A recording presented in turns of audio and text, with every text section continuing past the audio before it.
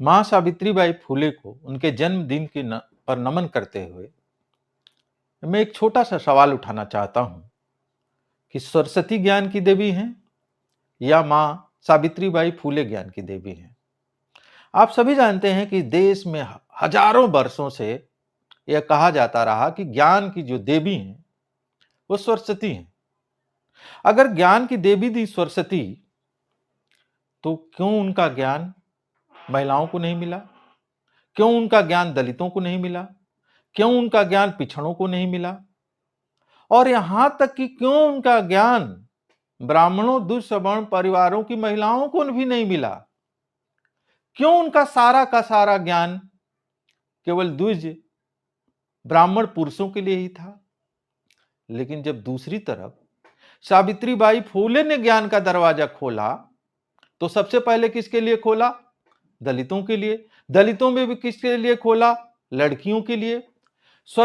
सावित्रीबाई फुले के बाद ही इस देश में जो ज्ञान का, शिक्षा का दरवाजा है, वो इस देश की करीब करीब 90% आबादी के लिए खुलता है। आधी महिलाओं के लिए सरस्वती देवी के काल में ज्ञान का दरवाजा बंद था, जिन्हें हम पिछड़ा कहते हैं आज की तारीख में, जो हिंदू धर्म ग्रंथ जिन्हें शूद्र कहते हैं, उनके लिए ज्ञान का दरवाजा बंद था। दलितों के लिए ज्ञान का दरवाजा बंद था, आदिवासियों के लिए ज्ञान का दरवाजा बंद था। तो एक देवी है जिन्हें हम सरस्वती देवी कहते हैं, सरस्वती मां कहते हैं, जिनकी हम पूजा करते हैं, जिनकी हिंदू धर्म ग्रंथ प्रशंसा करते हैं, जिनकी महाकाव्यों में, रामायण में, पुराणों में इतनी सारी प्रशंसाएं हैं। निराला जैसा महाकवि, वरदे वीणा वादनी जैसी कविता लिखता है, जो पाठ्यक्रमों में पढ़ाया जाता है। लेकिन बार बार किसी के मन में यह सवाल उठेगा कि ये देवी कैसी देवी थी जो महिलाओं के पास जाना ही नहीं चाहती थी?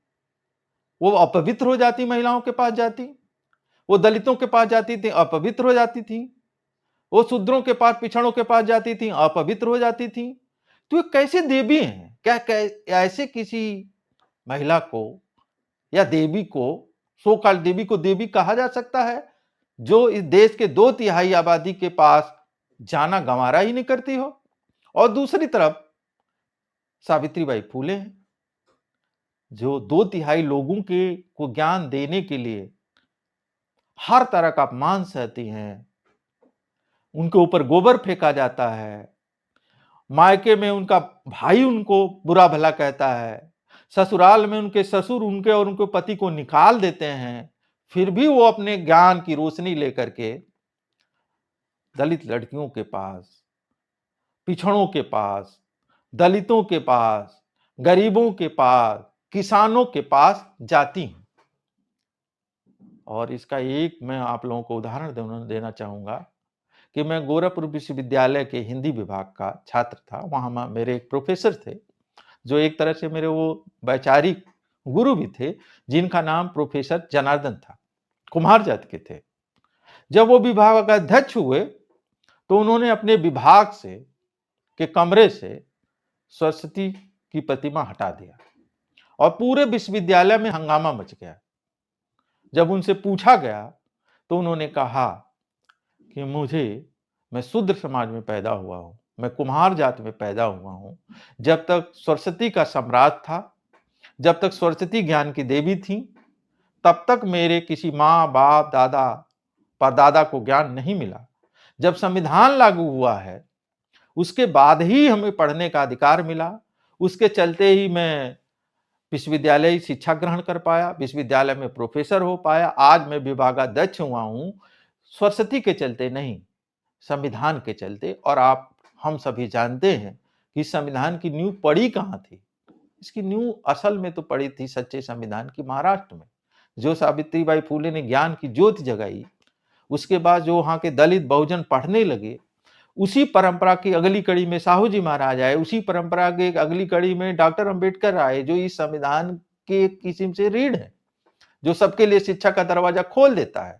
शिक्षा किसी के लिए सीमित नहीं होती है।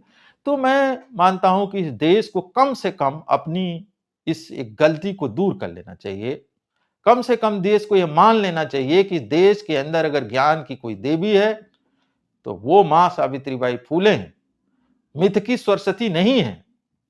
किसी तरह से वो ब्राह्मणों के लिए ज्ञान की देवी हो सकती हैं, द्विज मर्दों के लिए ज्ञान की देवी हो सकती हैं, लेकिन इस देश की महिलाओं के लिए, इस देश के दलितों के लिए, इस देश के पिछड़ों के लिए, इस देश के आदिवासियों के लिए, इस देश के यहाँ तक बहुत सारे किसान मजदूर गरीबों के लिए भी वो ज्ञान की देवी नहीं है। ज्ञान की देवी का अगर कोई हकदार है तो जीती जागती जो इस धरती पर हुई थी, आज से 195 वर्ष पहले पैदा हुई थी, वो सावित्रीबाई फूले हैं। तो दोस्तों, कम से कम हम सभी लोगों को जो सावित्रीबाई फूले के अनुयायी हैं, उनको तो ये कहना ही चाहिए कि देश में ज्ञान की देवी सिर्फ और सिर्फ सावित्रीबाई फूले हैं। किसी भी तरह सरस्वती ज्ञान की देवी नहीं है।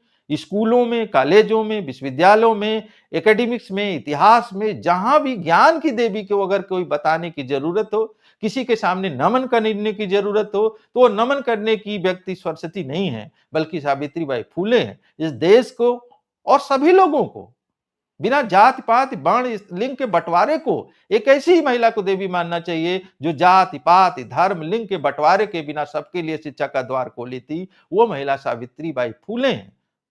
वो मिथ की पौराणिक सरस्वती नहीं है।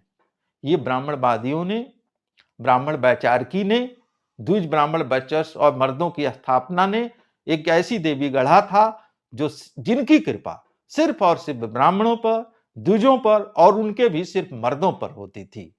इसी नाते उन लोगों ने उनका गुणगान किया है। लेकिन हम लोग तो मां सावित्रीबाई फूले के चलते शिक्षित हुए हैं, पढ़े लिखे हैं, ज्ञान पाए हैं। देश की महिलाएं तो उनके चलते ज्ञान पाई हैं। तो हमारी की ज्ञान की देवी तो मां सावित्रीबाई फूले हैं। शुक्रिया, आभार दोस्तों।